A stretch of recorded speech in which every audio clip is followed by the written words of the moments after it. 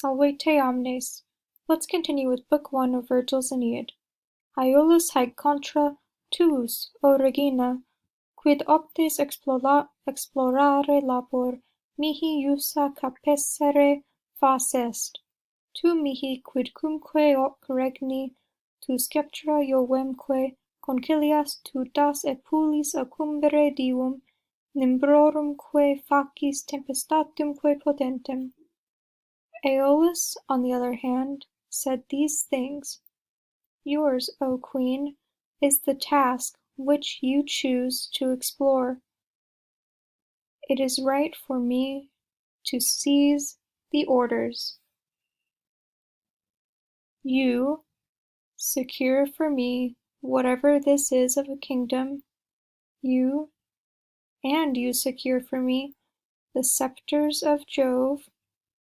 You give me the power to recline at the feasts of the gods, and you make me powerful over storm clouds and storms. So at this part, you might notice we have a missing word. You give me the right, or the power, more like the right. You give me the right to recline at the feast of the gods. You make me powerful over storm clouds and storms. So this is Aeolus, he's kind of flattering Juno, saying, you give me all this great stuff, thank you so much, I appreciate you. But here at the beginning, he's talking about it's your task to explore this things. But he's going to follow her orders. He will do what she asks.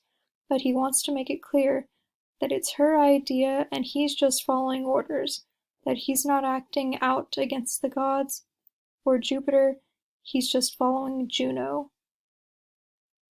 And you need to notice how there's twos. Two. Aeolus is really getting it in there to emphasize this is about you, Juno. This is not about me.